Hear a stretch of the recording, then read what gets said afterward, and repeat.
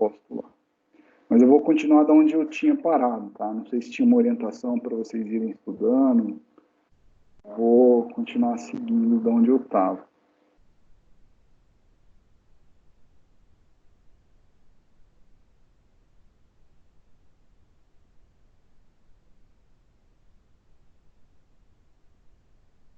Então, vamos lá. Estava falando do recurso da caneta. Ele não apareceu, só porque eu falei dele. Eu apanho um pouco dele às vezes.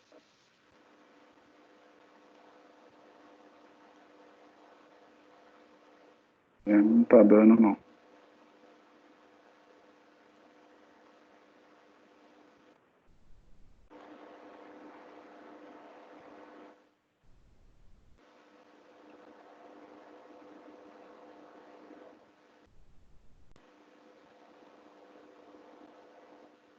Não tô conseguindo. Bom, tudo bem.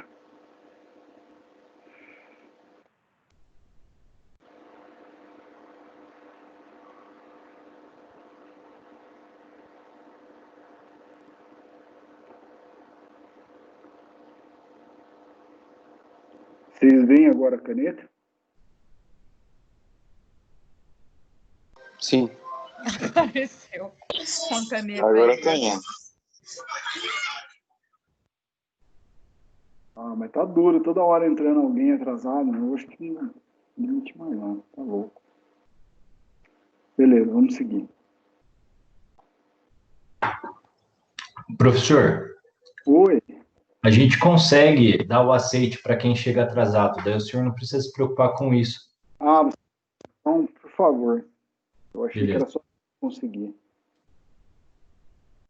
Então, a ideia hoje é a gente falar um pouco sobre dimensionamento de eletrodutos e de quadros elétricos. Até a aula não é muito extensa, não.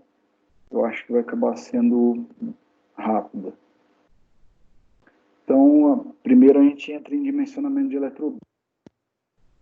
Então, a NBR 5410, ela dá qual deve ser a máxima taxa de ocupação dos eletrodutos. Tá? Então, quanto que eu posso ocupar, o percentual que eu posso ocupar de um eletroduto em função da quantidade de cabos que eu estou utilizando nele ou com ele. Tá? Então, a NBR dá a seguinte taxa de ocupação. Para um condutor, eu posso ocupar até 53%, essa é a ocupação máxima, de todo o diâmetro interno do eletroduto. Para 2 condutores, posso ocupar até 31%.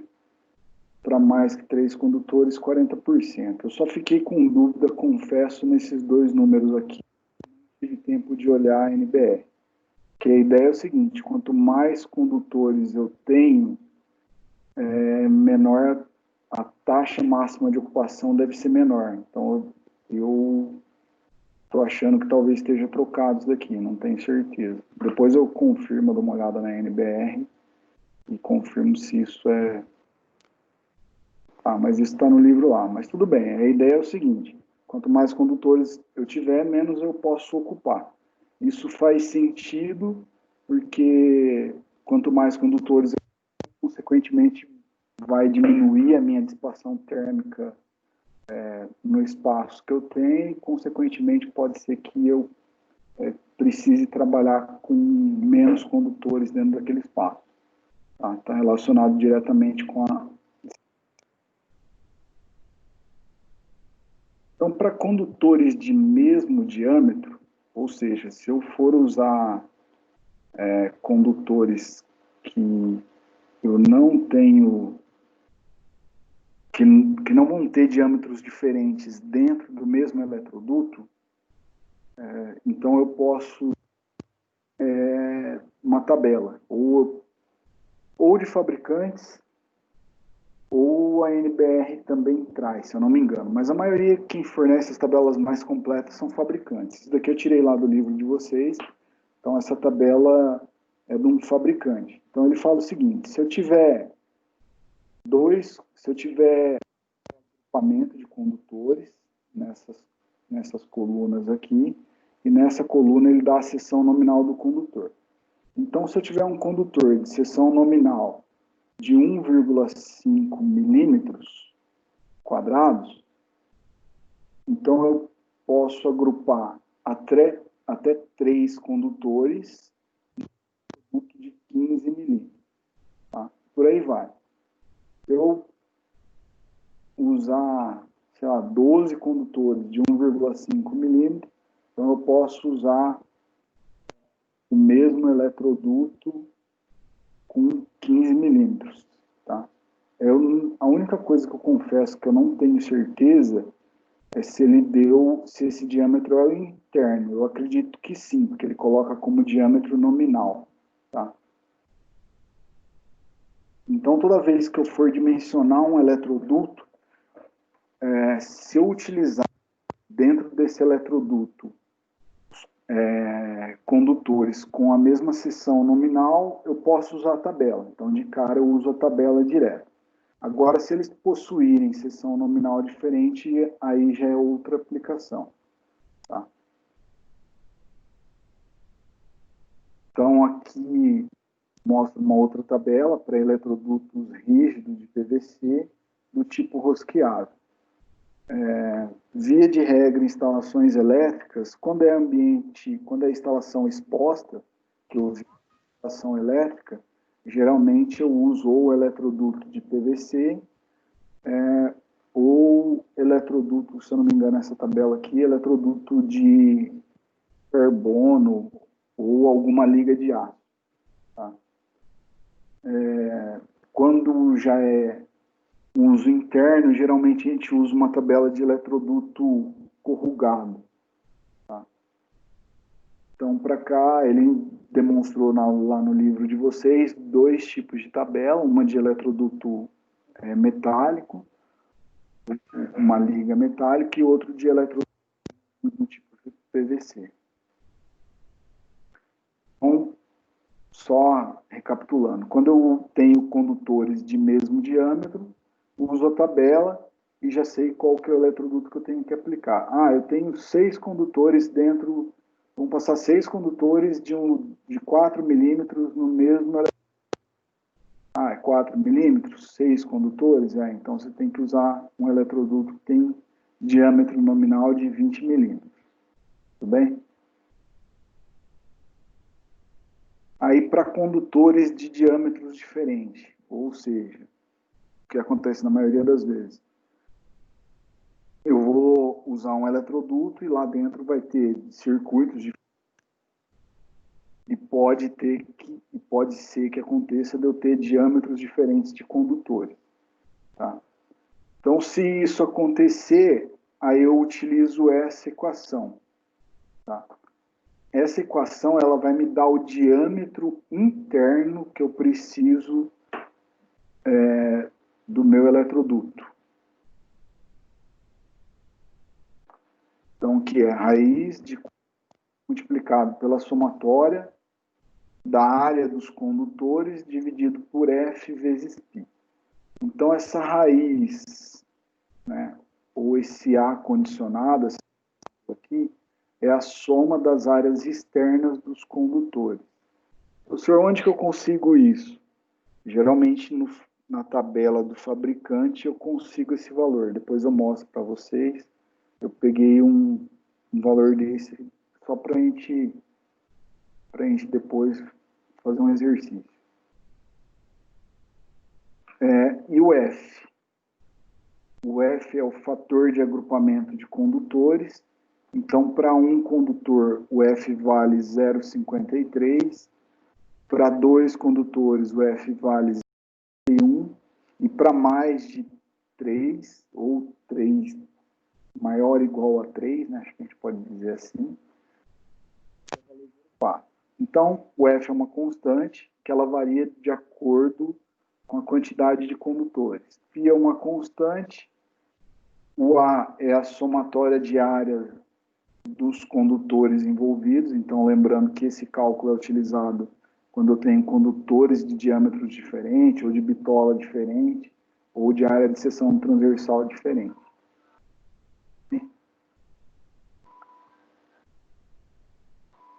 Então, aqui também peguei lá do livro de vocês, ele mostra uma tabela com especificações de eletrodutos, né?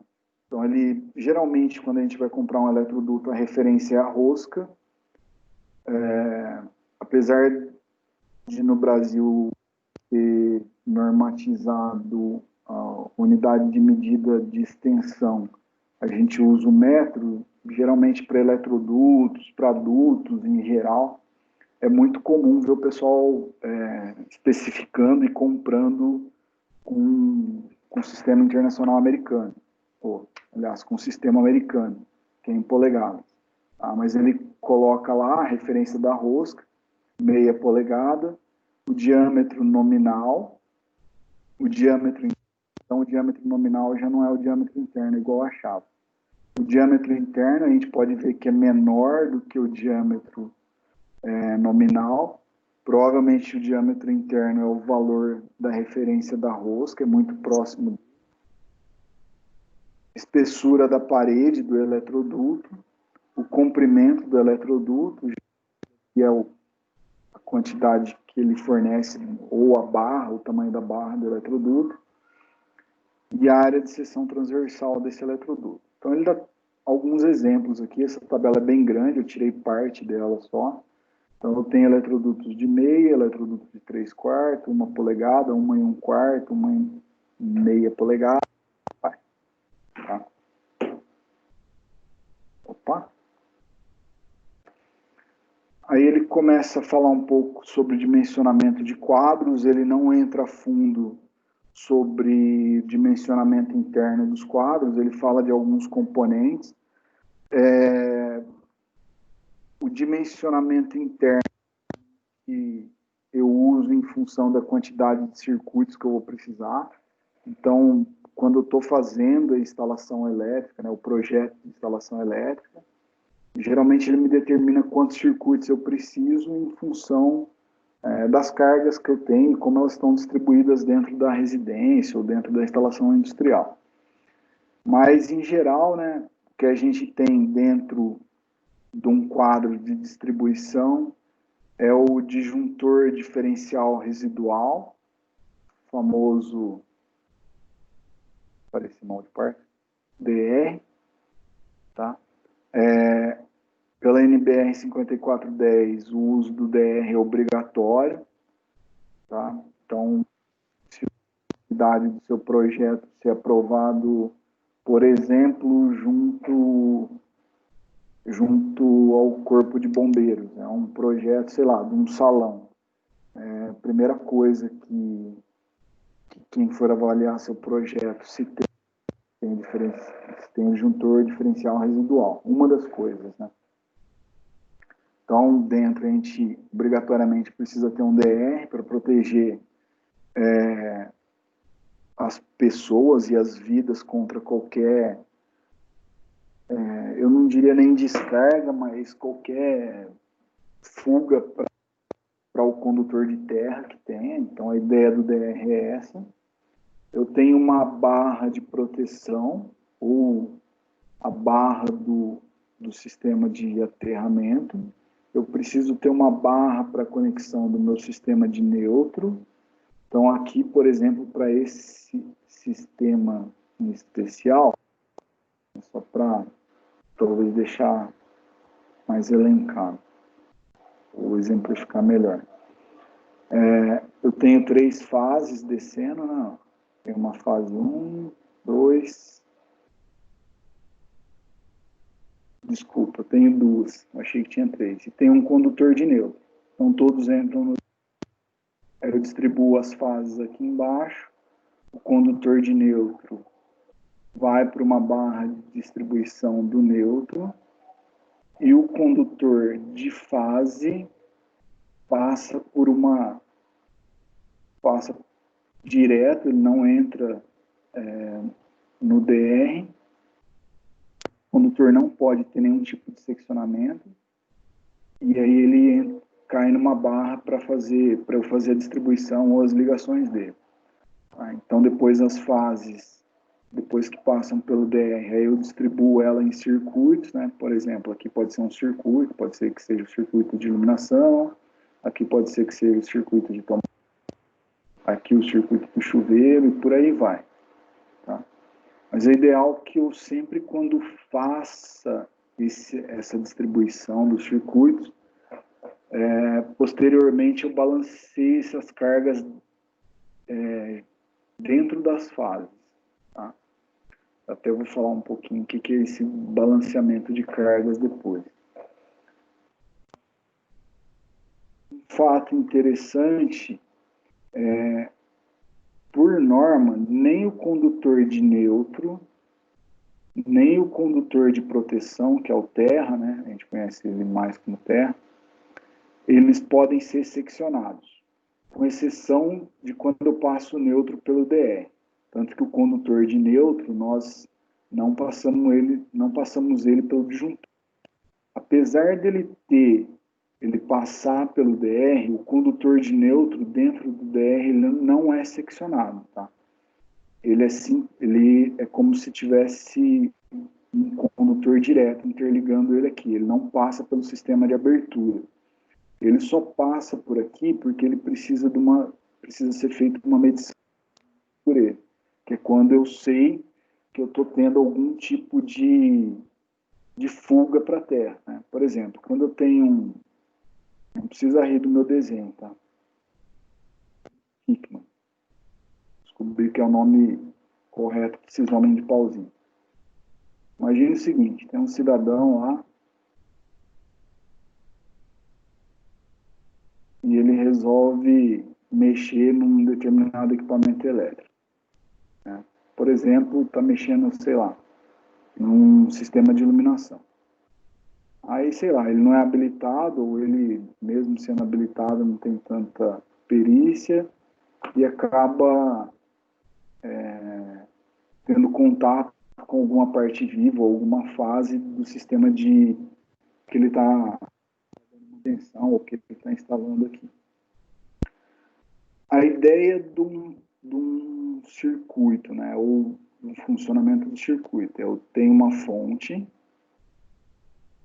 aí eu tenho um condutor, ou eu tenho condutores que vão estabelecer a ligação entre a fonte e uma carga, e depois isso retorna para a fonte. Então, o caminho elétrico vai sempre ir da fonte para a carga.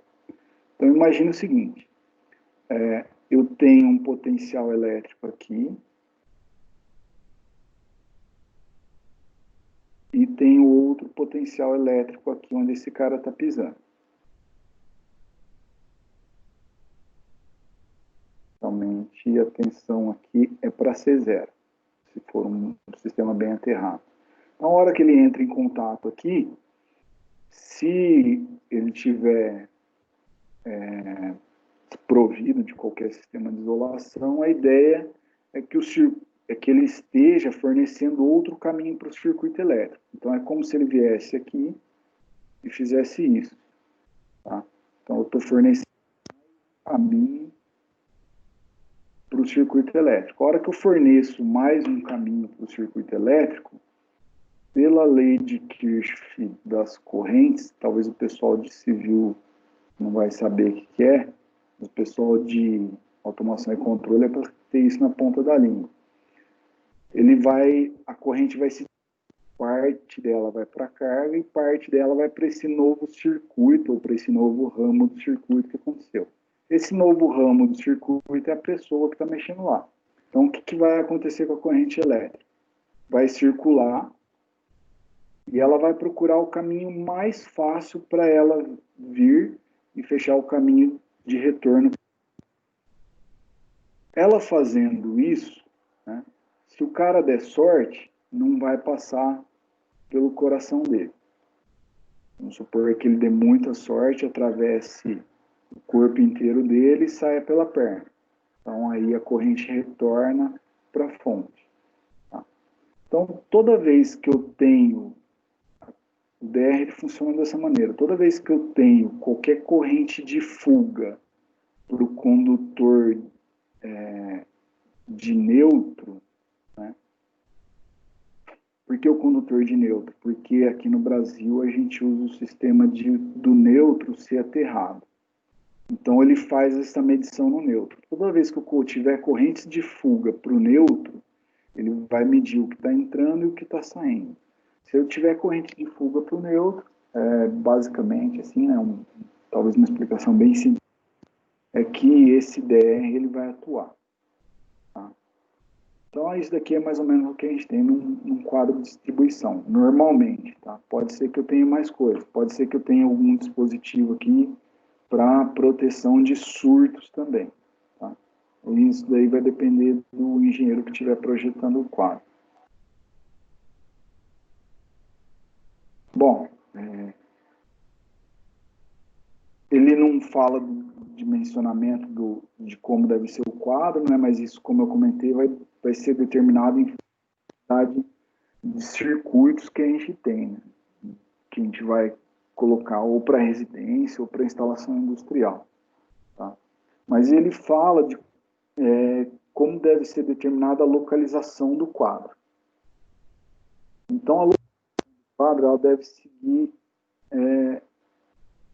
alguns parâmetros. Né? Tem projetista que faz mais no sentimento, já está mais habituado. Tem uma outra metodologia que é deixar sempre no centro da residência. E tem essa metodologia que é mais científica, que é chamada de baricentro. Tá? Essa das três, eu acho que é mais engenheirada. Tá? Então, qual que é a ideia? Eu dimensiono eu coloco coordenada para minhas cargas a partir das potências delas e a partir da localização. Então, com essas coordenadas e com essas potências associadas às coordenadas, então eu faço um cálculo de x e faço um cálculo de y. Sempre vai ser assim.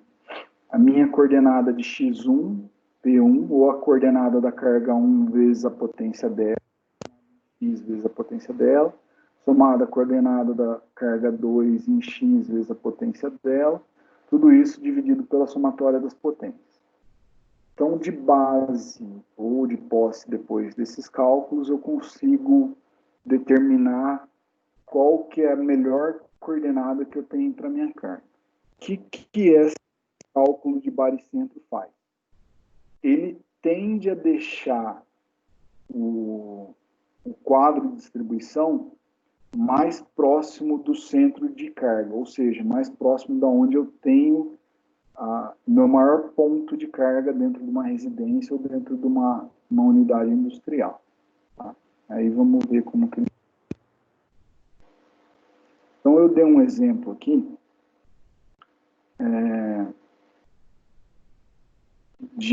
eu peguei e coloquei ao fundo aqui, eu sei que está meio poluído agora, mas acho que vocês vão entender. Coloquei ao fundo aqui uma planta baixa de uma casa, onde tem sala, cozinha, dormitório 1, dormitório 2. Não é aquela planta lá que fica faltando espaço, não, tá? Isso daqui é uma outra que eu peguei. Então, eu posso fazer isso de uma maneira prática. Eu posso colocar essa planta numa escala, ou posso dividir ela em uma matriz de setores, igual eu fiz aqui, e eu coloco onde estão localizadas minhas cargas, né? Para esse exemplo aqui, eu coloquei 3 cargas. Coloquei uma carga aqui, uma carga azul, uma carga amarela e uma carga vermelha. Tá? Então, se eu olhar para a minha carga azul, nesse primeiro momento eu vou dar a localização das cargas. Coordenada, eu vou chamar essa matriz aqui, eu vou falar que essa matriz tem 4 posições, ela tem 4 boxes. Ela tem 4 boxes na linha X e 2 boxes na linha Y. Não precisa obrigatoriamente estar em escala, porque eu estou dividindo igualmente a minha planta baixa. Tá? Então, eu vou pensar o seguinte, aqui eu tenho a posição 1, aqui eu tenho a posição 2, aqui eu tenho a posição 3, aqui eu tenho a posição 4. Tudo bem que a 4 talvez não ficou tão simétrica que a planta. Tá? Aí no eixo Y, eu posso falar que eu tenho a posição 1, 2. Então, se eu olhar para a carga azul, eu posso falar que a coordenada dela vai ser 1. Nossa, tá horrível.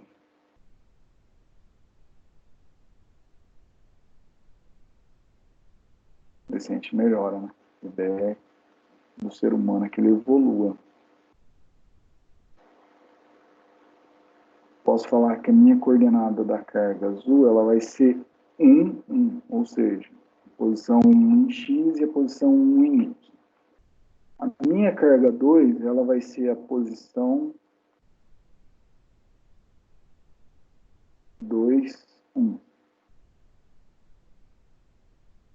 E a minha carga 3, ela vai ser a posição 3, 1. Ninguém falou, né? Ninguém me corrigiu, mas tudo bem. Aqui. 2, 2, né? Certo? No X em 2 e no Y em 2. Opa, boa noite. Deixa atenção. Peraí. Pessoal, fecha o microfone aí. Não. 1, 2, 2 e 3, 1. Tudo bem? Beleza.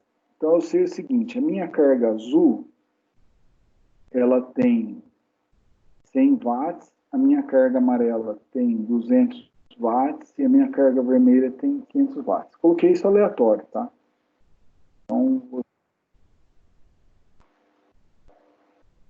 opa, eu vou só escrever aqui.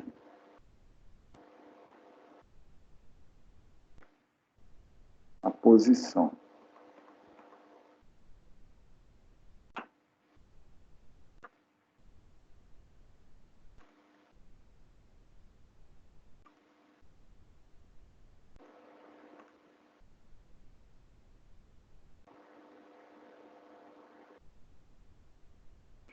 De compartilhar.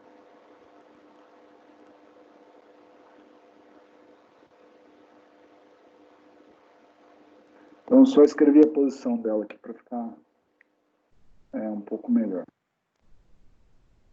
Então, agora eu tenho os pontos, ponto 1, ponto 1, ponto 2, ponto 2, ponto 3, ponto 1.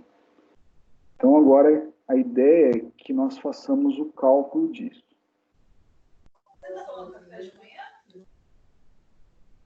Professor, Por quê? Esta loja de material de construção, oficina. Ou se quiser falar. Vocês estão enxergando a minha tela do PowerPoint ou não? não, agora não. Agora tá ao vivo. Não tá não. Não, não tô enxergando, não. Vou ter que fazer daquela... Não, Só quando eu coloco a... Deu tchutchu. Do tchutchu.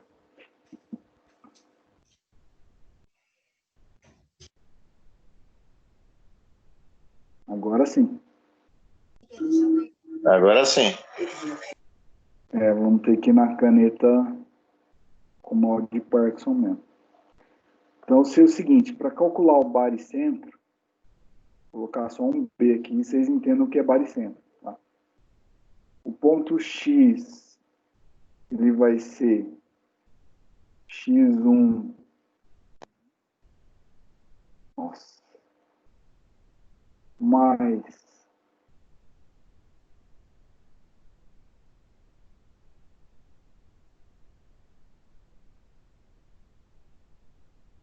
X2, P2, nossa,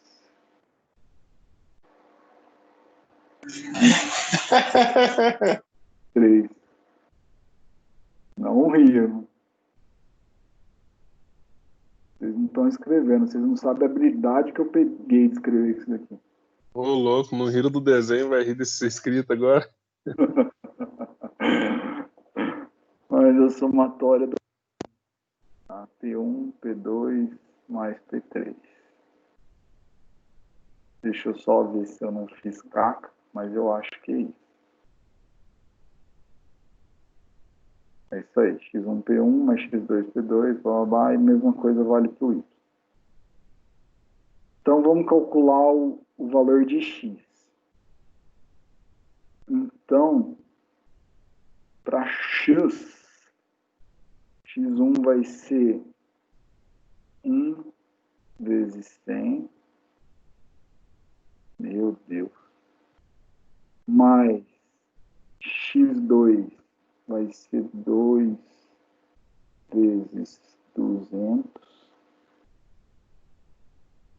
e x3 vai ser 3, nossa, vezes 500. Aquela canetinha tá fazendo falta, hein, professor? Nossa, tá verdade, hein, cara. Meu sonho agora era ter um notebook com touchscreen, aí eu com uma canetinha. Acho que a ideia é essa, né? É que a gente que é professor mais pobre, assim, aí tem que ir no mouse. Aí é feio, cara. Não foi feito para isso, eu acho, o negócio, mas tudo bem. Aí a gente faz a somatória. Eu até queria fazer de uma maneira diferente, né? Eu queria escrever a equação, vocês vendo.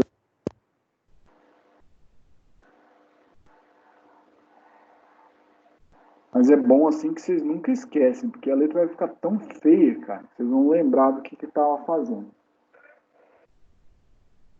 Só pegar na calculatriz aqui, aí se alguém quiser, se vocês quiserem fazendo aí também, bacana. Então vai ser 100 mais 400, opa, 101 não, 100. 100 mais 400 mais 1.500. Dividido por 700, 800. Dá 2,5, né? 2,5. Isso vai dar 2,5. Certo?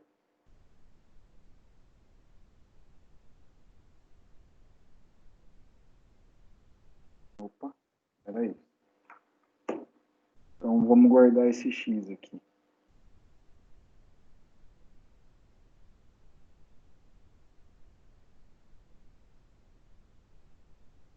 Faz de conta que é uma das... que minha menina de 4 anos que está ajudando, tá? Meu Deus, que letra feia.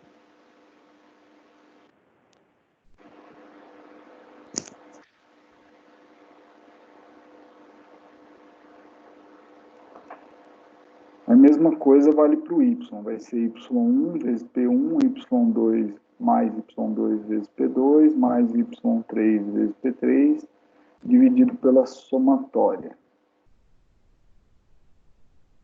Opa.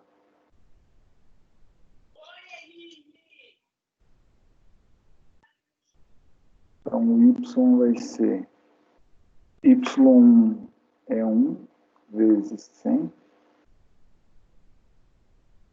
y2 é 2 vezes 200,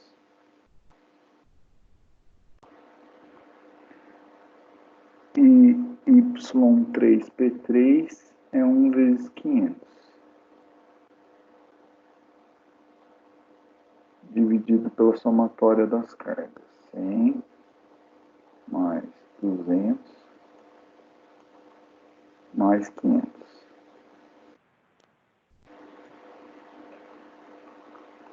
Então aí vocês me ajudem de novo aí. Então vai dar... É 1,25. Aí sim, 1,25.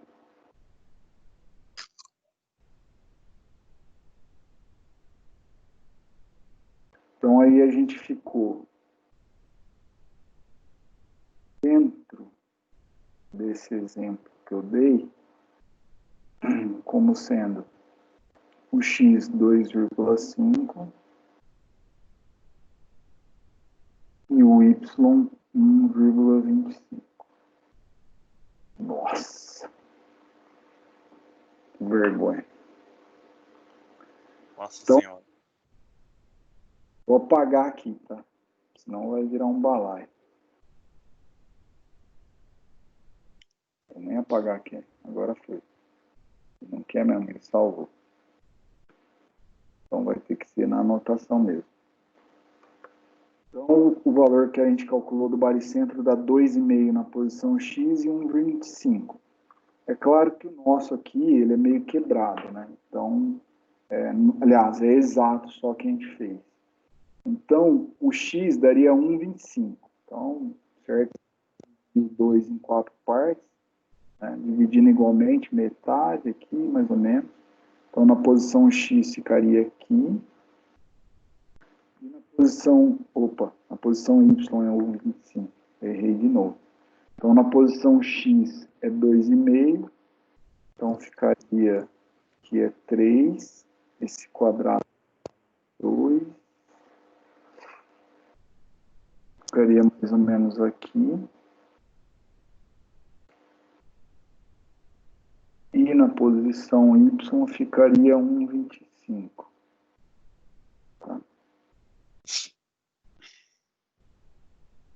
Então, se eu fosse seguir isso daqui reta, né?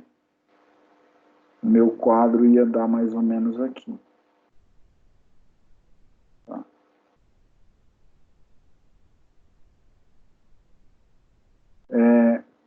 Que isso, quando eu uso essa técnica de baricentro, o que ele faz? Ele geralmente aproxima seu quadro da maior densidade de carga. Tá?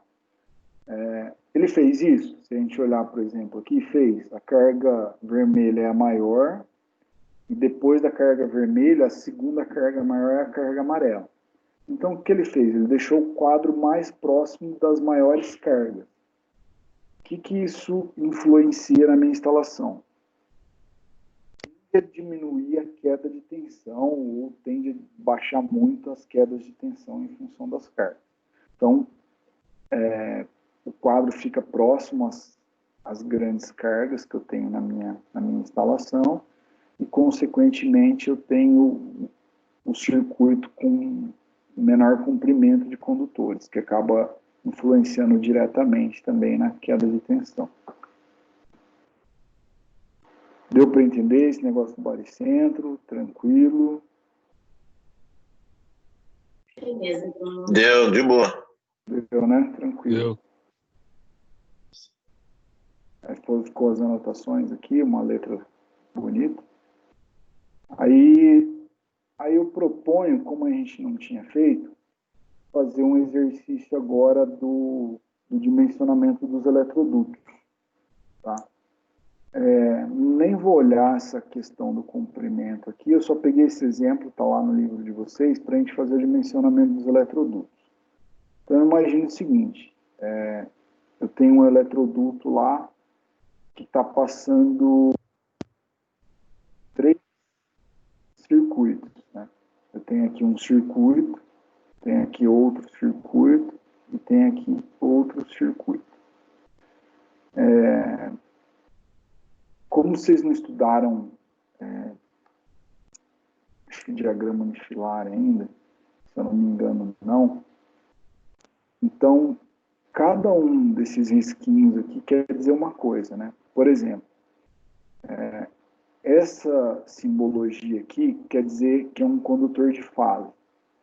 Essa simbologia quer dizer que é um condutor de nêutron. Então, eu sei o seguinte, que isso daqui é o circuito que ele chamou de 1A.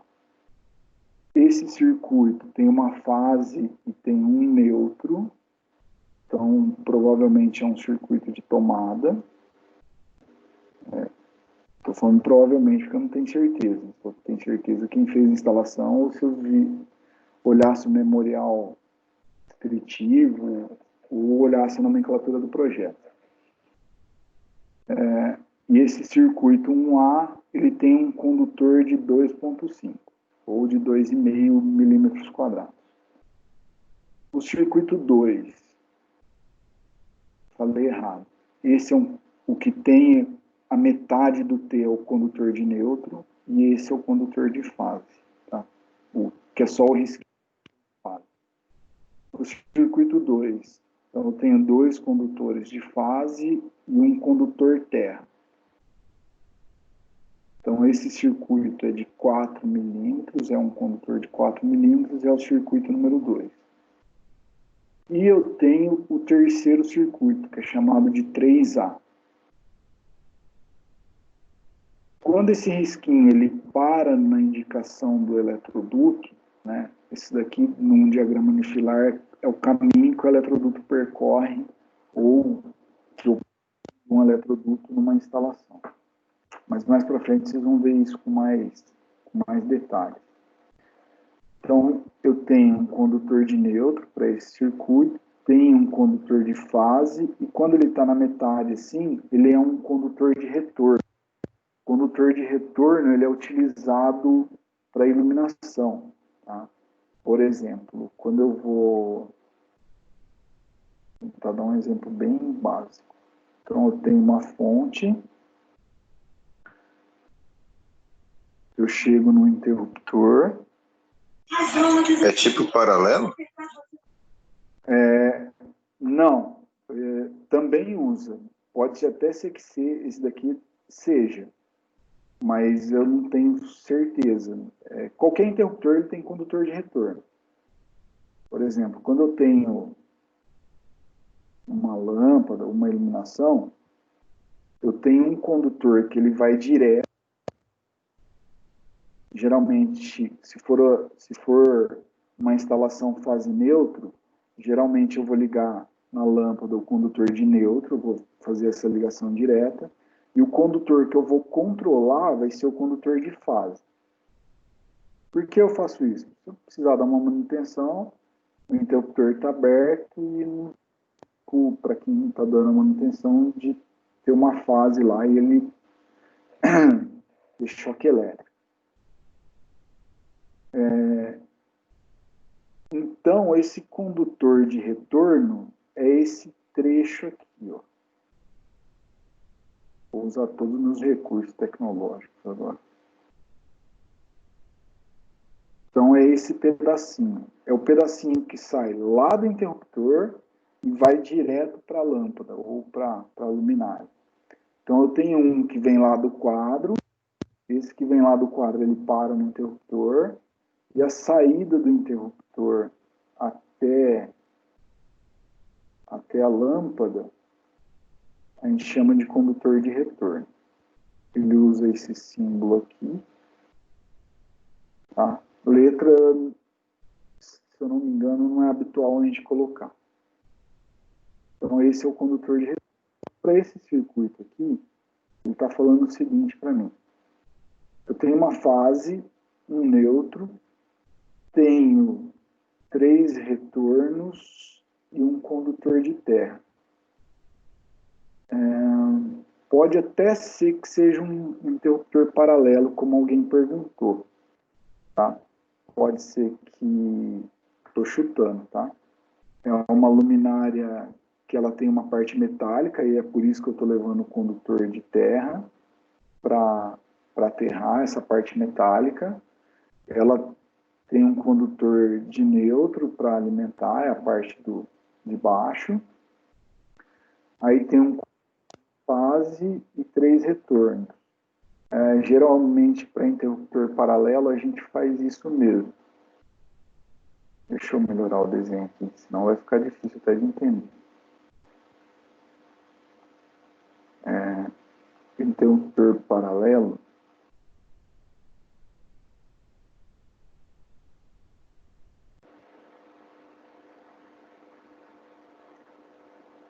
Faz de conta que essa bolinha é do mesmo tamanho que aquela. Tá?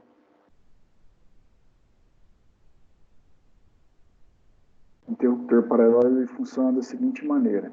Eu chego com um condutor de fase e eu saio com 2 condutores de retorno.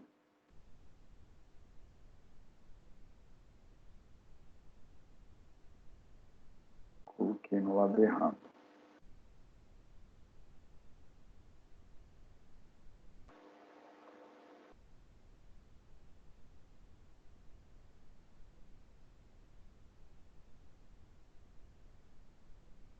depois esse condutor sai para a lâmpada. Então, não tenho certeza se... Não, pode ser sim. Um condutor de retorno, dois condutores de retorno e o terceiro condutor de retorno. Então, chega uma fase, aí esse interruptor, né? Por que ele chama paralelo? Porque eu posso fechar o circuito tanto para um lado quanto para o outro. Esse interruptor sempre, ou ele vai estar nessa posição, na posição de cima ele vai estar fechado, ou ele vai estar na posição de baixo. Uma das duas ele tem que estar. Supor que o de cima está nessa posição, está para cá. Eu esteja de um lado do cômodo que eu quero e o circuito está aberto pelo segundo.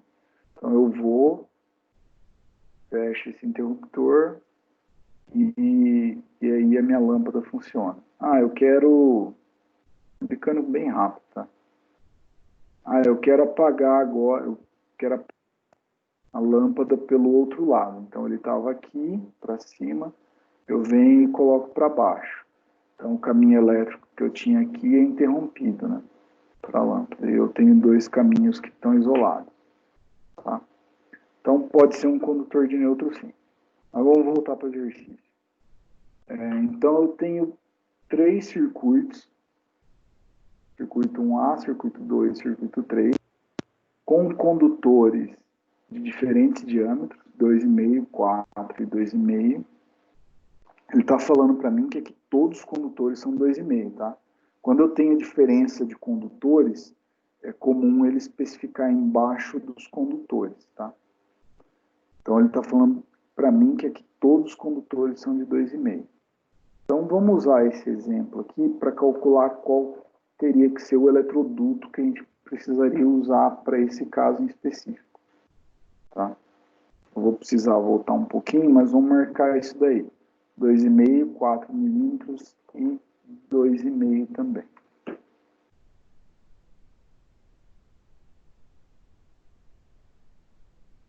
Então, a equação que nós vamos usar é essa. DI igual a raiz de 4 multiplicado pela somatória das áreas externas dos condutores, que multiplica F vezes π.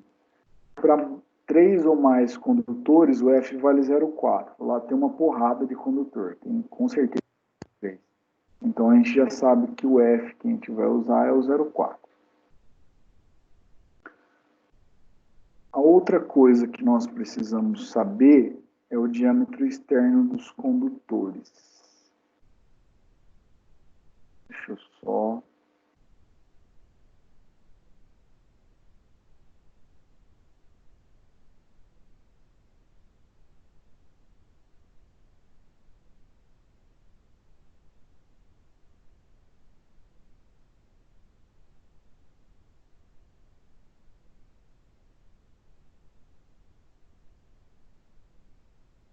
Não.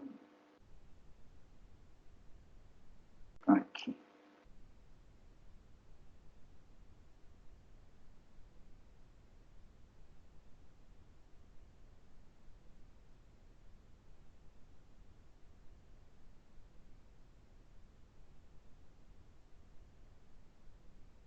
Estão enxergando minha tela agora, né?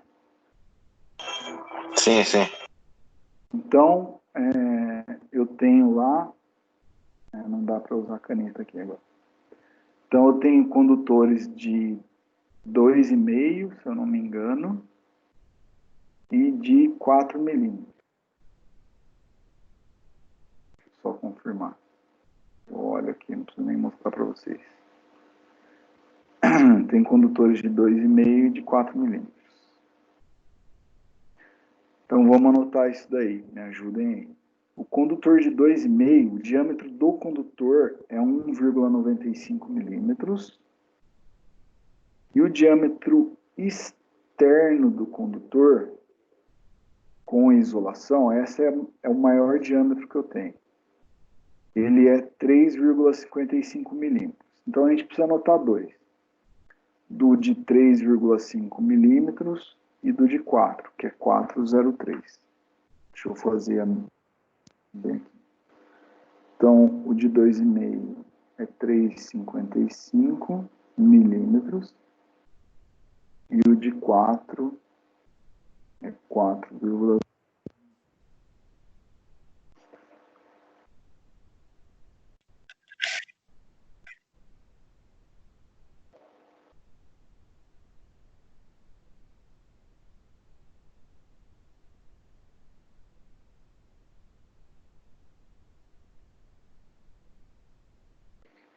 Agora eu saquei como que eu tinha que fazer. Vocês estão enxergando agora, né, o PowerPoint, né?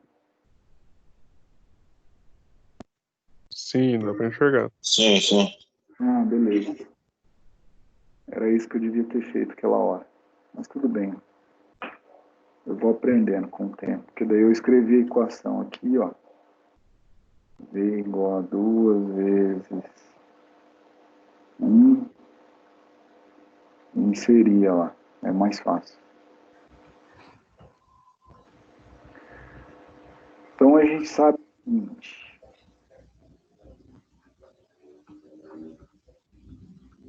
Aqui fica. Ah, não. Só.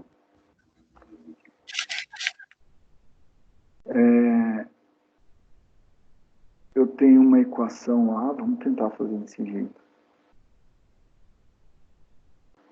Que ela é o diâmetro interno igual. Nossa. 4 vezes a área dos condutores, vou colocar só assim, tá? Dividido por F vezes π. Ó, o cara me entendeu, ó. Gostei. Até que enfim alguém me entende. Então nós vamos usar essa equação aqui. Bom, beleza. O que eu não tenho daqui? O F eu tenho, o F 0,4, certo?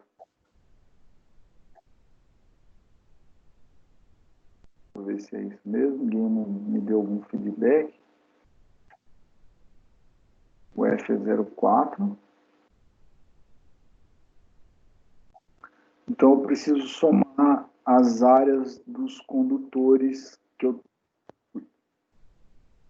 Então, para somar essas áreas, é o seguinte: eu tenho condutores de 2,5 e condutores de 4 milímetros. Então, a área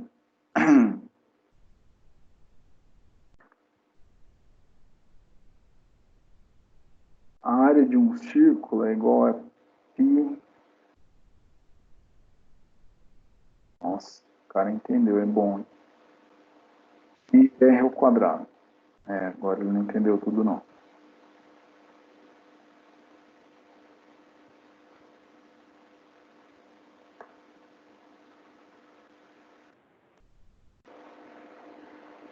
Não sei se é um R aquilo ali, não. Nossa. Tenho certeza que vocês estão rachando o bico aí, né? Nossa, agora sim.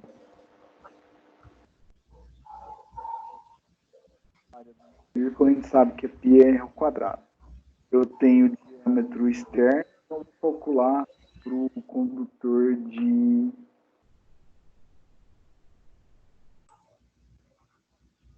Então, para o condutor de 2,5, vai ser. O diâmetro externo é 3,55.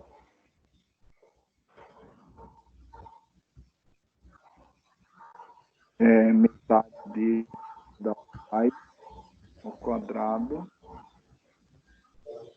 vezes π.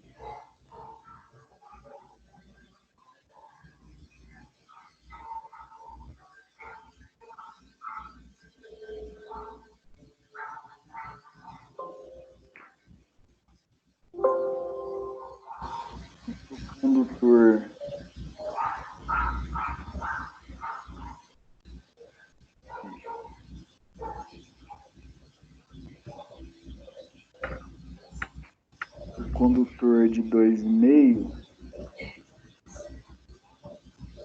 vai ser 9 milímetros quadrados. Caraca, no Word funciona, aqui não vai.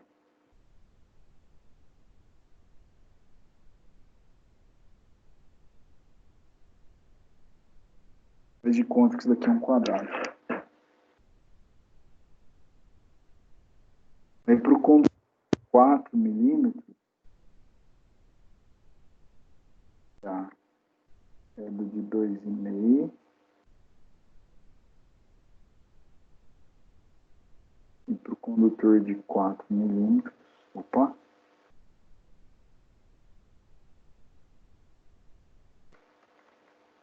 vai ser a área dele externa é 403. O diâmetro dividido por 2 eu tenho 0,1 ao quadrado vezes π. Então a área dele vai ser 12,75 ou 12,76, se for arredondar.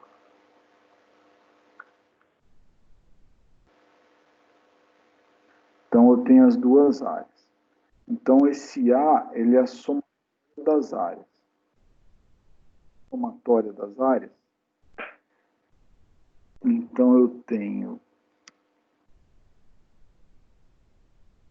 condutores de 2,5. 1, 2, 3, 4, 5, 6, 7, 8 condutores de 2,5. Calcular a área do de 2,5 de novo. Apesar de estar ali, eu estou usando os números inteiros aqui que estão na calculadora, tá?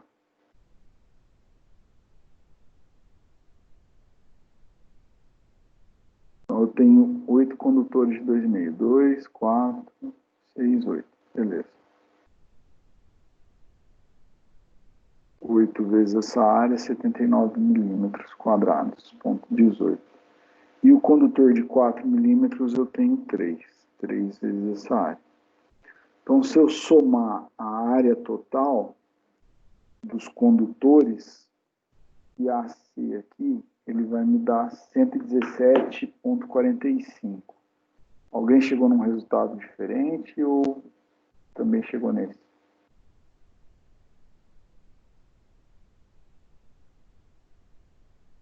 Estou entendendo que chegaram nesse. Ô professor, Oi? é só uma dúvida. Aqui a gente tem, naquele livro do AVA, ele usa uma tabela que é referente do livro do CREDER, de instalações elétricas. E ele tem uma tabela que ele já dá uma seção nominal aí, essa área, uma área padrão. No exercício a gente pode estar utilizando essa área, igual um exemplo aqui. No livro ele está dando o condutor de 2,5, ele está dando uma área de 10,2. Aí a gente multiplica a quantidade de fio que vai passar naquele, igual você fez aí. Só é que o seu deu 9,89, correto? E o de 4 milímetros na tabela aqui dele, do CREDER, está dando 13,2. Oscila pouca coisa, uma variação. Mas essa tabela também a gente pode estar empregando ela no dia a dia, elaboração de projeto, ou é melhor fazer assim mesmo? Qual tabela que é? De qual página? Só para eu entender. Ela está na página 65. 65. A fonte dela aqui no AVA que é do livro do CREDER, instalações elétricas.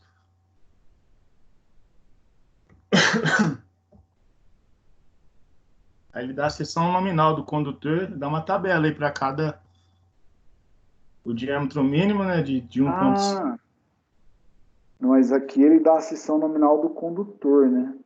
Sim, aí igual o professor fez, aí você viu, você achou ela em 9,89, né? Porque na página seguinte, ele tem um exemplo parecido, só que com outra quantidade. Então ele somou todos os condutores que vai de 2,5, é um total de 8. Então ele multiplicou 8 vezes 10,2, que é a seção nominal. E posteriormente ele fez a segunda, o de 4 milímetros aí. Aí depois ele somou os dois resultados e encontrou o diâmetro interno. Utilizou essa fórmula aí que o professor usou também. Só que os valores vai ser diferentes, que foram outro circuito, na verdade, né? Mas se utilizar desse princípio também é correto? Não, é a mesma coisa. A única coisa é que ele está usando essa tabela aqui que ele falou que é do Hélio Creder, né? Na página 104, 2016, igual você havia comentado. Eu usei uma tabela do fabricante, lá da Indus Cabos. Mas fica a critério, não tem problema não. Beleza. Não, tranquilo.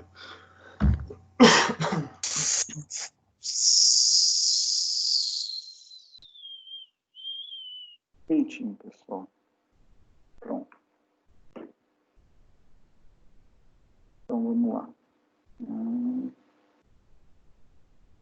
Vocês estão vendo aqui, né? Então, fazer esse cálculo aí.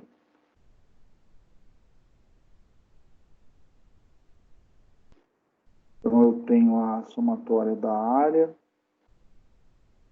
vezes 4, dividido por F, que é ponto 4, vezes...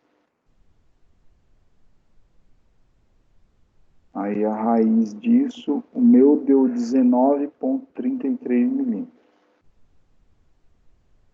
Se alguém deu algo diferente, me fala aí.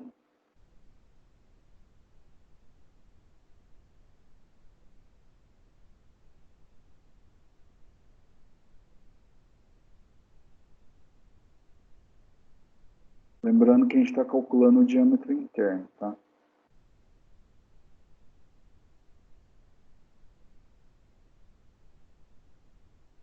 Então, o resultado final que a gente chegaria, que esse x aqui, sempre tem um x perdido na equação, né?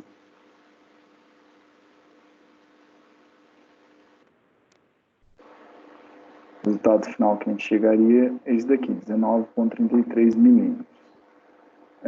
Aí ele põe uma tabela, que é essa tabela aqui. Então, o meu diâmetro interno, ele precisa ser maior que 19,33 milímetros. Né? Para essa tabela aqui, o eletroduto de 3/4 satisfaz isso. Né? Eu tenho 21,3. Por experiência de projeto, para não ficar muito próximo, 19 para 21 dá 2 milímetros. Vai ficar muito fácil de eu ocupar o eletroduto quase inteiro. Se eu usar o eletroduto de 3/4. Em tese funciona, mas pode ser que se um dia eu precisar dar manutenção, retirar o condutor ou passar outro, fique meio apertado. Então a ideia é que eu deixe um pouco mais de folga. Né? Então eu poderia usar um eletroduto de 1 polegada para esse caso. Né? De 3/4 satisfaz, mas assim, pensando em dimensões, eu passo um pouquinho a mais. Não precisa ir muito além também, não precisa sobrar o dobro. Eu tenho 19, praticamente 20, não precisa sobrar o dobro, mas se eu fizer um pouco a mais, né, colocar meu fator de cagaço um pouquinho mais elevado, aí eu acho que já é o suficiente para passar o condutor. Se precisar por alguma eventualidade passar mais algum condutor nesse circuito, eu já tenho esse valor aqui de 27,5, tem uma folga aí dentro do meu eletroduto. Tá? Então, para esse exercício que a gente estava fazendo,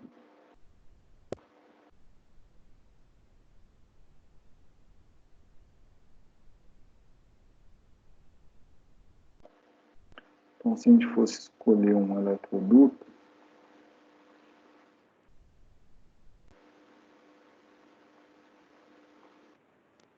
pela tabela lá, escolheria o eletroduto de 1 polegada.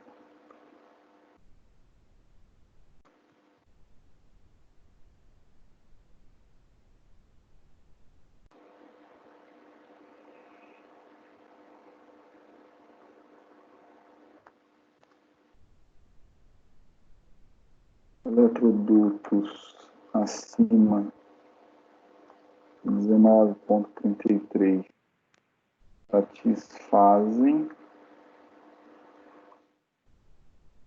porém pensando em um coeficiente de projeto, o fator de gasto.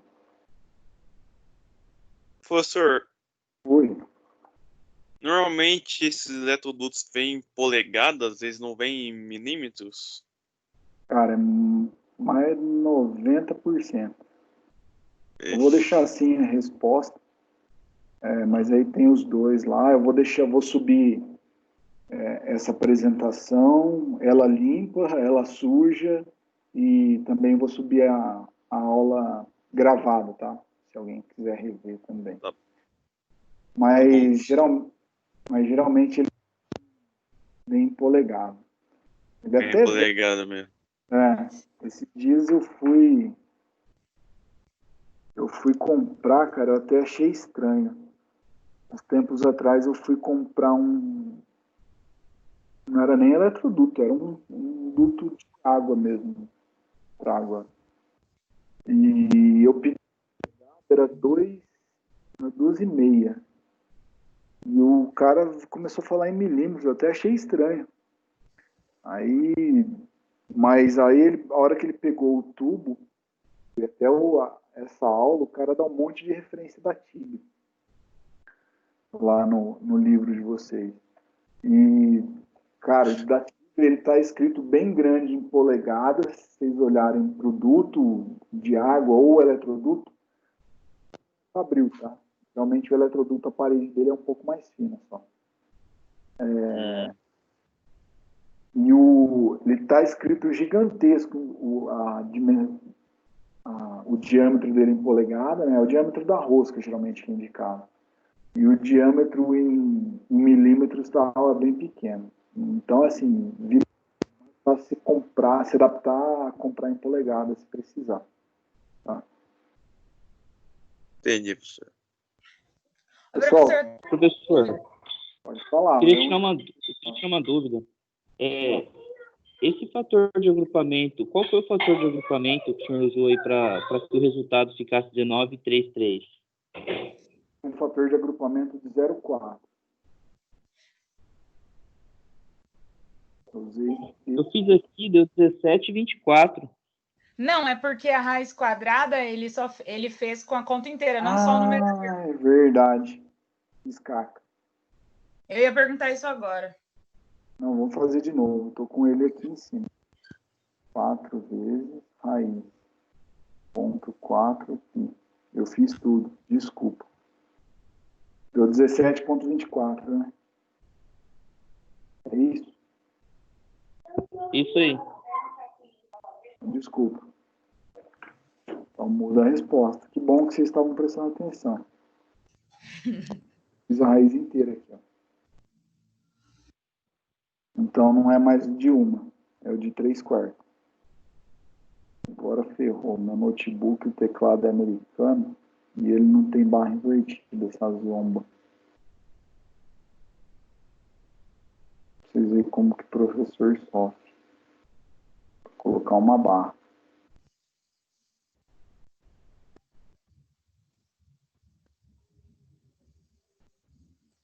Só confirmar.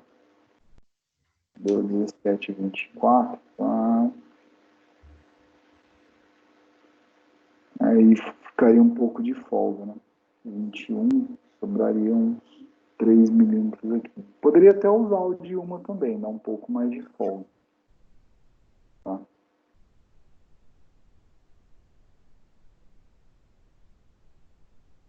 Dúvidas aí, como que dimensiona? Como que faz a conta? Acho que não, porque vocês até me corrigiram. Tranquilo. Tudo bem. Tudo bem, você já vai disponibilizar esses slides? Eu vou pôr logo menos. Tá bom. Aí eu coloco a gravação também. A gravação que demora um pouco mais, porque ela é feita no Microsoft Teams, só que vai no servidor, depois me dá um acordo falando que tá disponibilizado. Daí, só a gravação que eu não consigo colocar agora. O outro eu consigo colocar já. Tá? Tá. Eu não tenho orientação quanto à chamada. Os outros professores estão fazendo? Não, Eu não. acho que não. A não ser que ele pegue os nomes aqui. Não. Mas não falou nada. Eu acho que não tem chamada não. Não foi falado nada por enquanto. Caramba, a sala tá cheia. Beleza. Dá presença para todo mundo, então. Da presença coletiva. Vou perguntar hoje. Por aí, tem 2 falas. Hoje passa. Da presença coletiva, olha quem tá participando e um pontinho a mais para quem participou aí, quem tá online. E o pontinhos? O pontinho é bom, né? Boa, boa. Um ponto a mais para quem tá falando. Quem interage. Opa, começa a gritar já, então. Começar a gritar é boa. Pessoal, se tiveram alguma dificuldade para achar o link lá, eu mandei via mensagem e coloquei na aula também. Eu acho que não, né? Porque foi... O Ava normalmente está travando para entrar, mas mandaram o link no grupo do WhatsApp, eu peguei. Tá, eu tenho colocado... Deixa eu ver se... Eu acredito que vocês conhecem esse ambiente aqui. Deixa eu só abrir e eu mostro para vocês.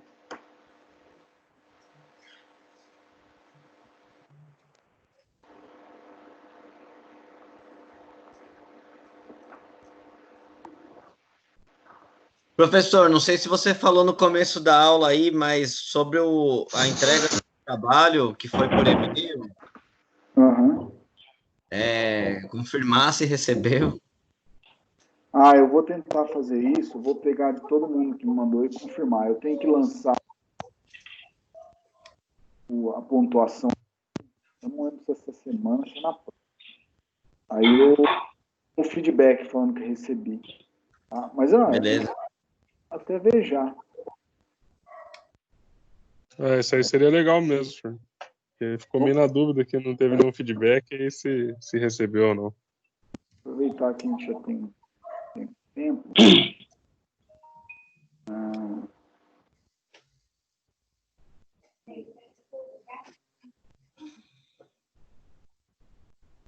Trabalho de instalações elétricas. Em tese, eu recebi 12 e-mails, tá? Aí, 12 e-mails são vários alunos. Vou até compartilhar aqui para vocês não falarem tão mentiroso. Então, recebi do Fábio Correia, tá?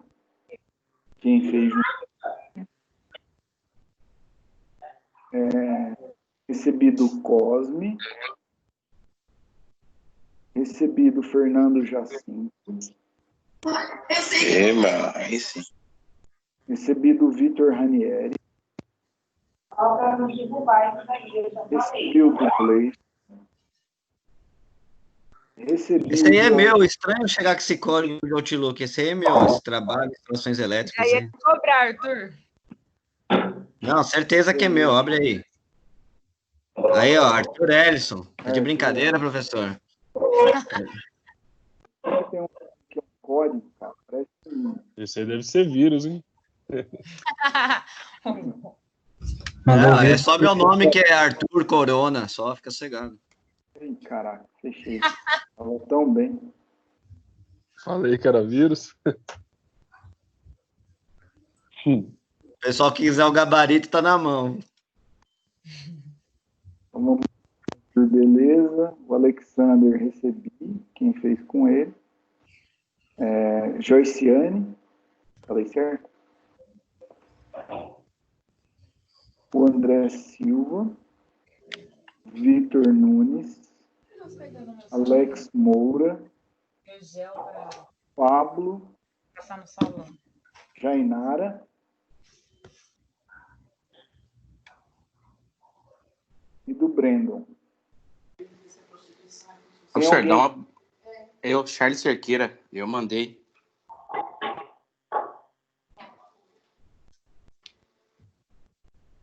Ô, professor, eu estava sem internet por esses dias, fiquei 10 dias sem internet aqui em casa, que teve um problema aqui na rede da fibra, e eu não entreguei o trabalho. Você vai considerar um prazo um pouco a mais aí?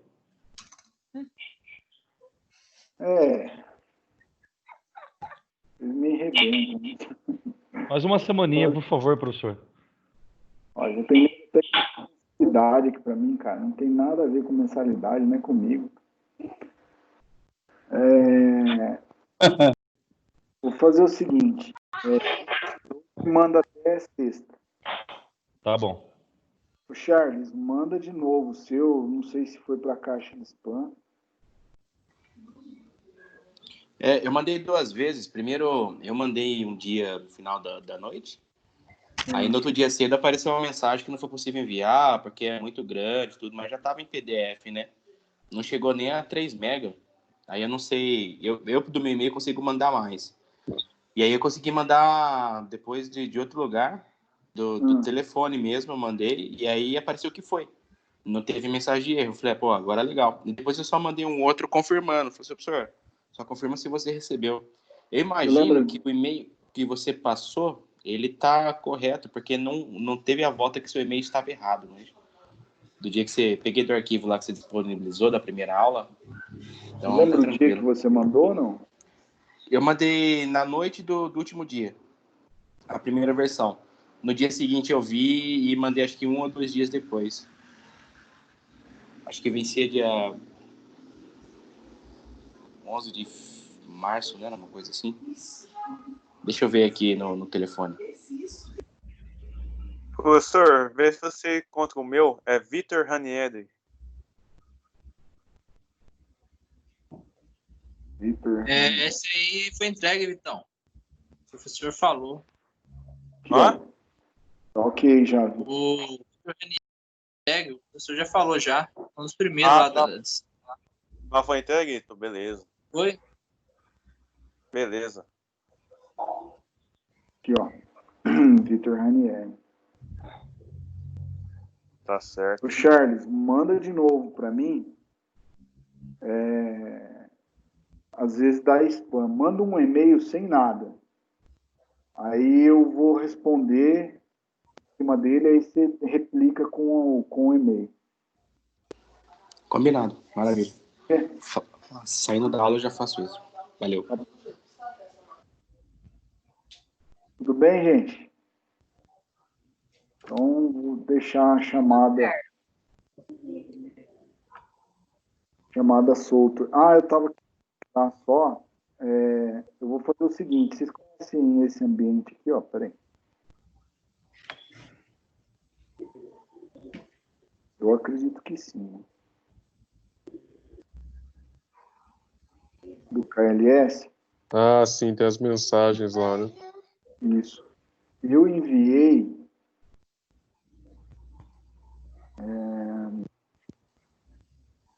foi hoje, ó, 6h13 da manhã. Aí eu enviei o link. Eu sei que o AVA tá travando mesmo. Às vezes um monte de gente dentro.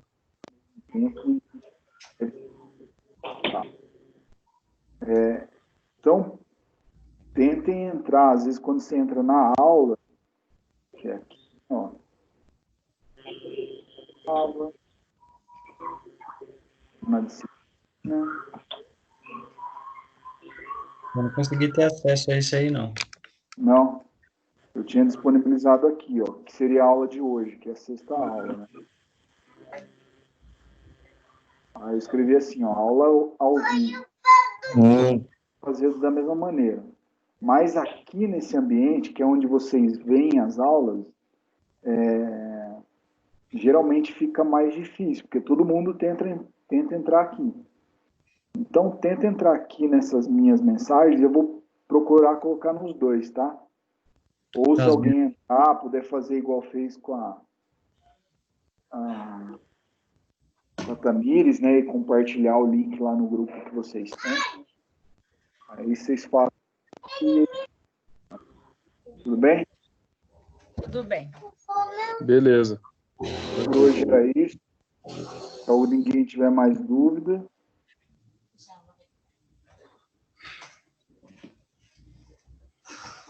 Cedão. Beleza. Tá bom? Beleza. Então, eu vou- Intervalo agora ou é embora? Não, hoje pode ir embora, hoje tá liberado. Pode ir embora pra casa. Tô na Lan House. Beleza, então. Tô na Lan House, é boa. Tô de bola, professor. Tá bom? Beleza, então. Se tiverem Obrigada. alguma contribuição também, pode ir falando, tá? Ah, professor, melhora isso, melhora aquilo. Procura pra gente... Tá. Professor, o slide dá. vai pro AVA, né? Vai, eu vou colocar no AVA. Beleza. A primeira aula. Vou colocar essa aula, o correto dela seria a quarta aula. Eu vou colocar lá. Então, é 2, a aula 1 da sessão 2.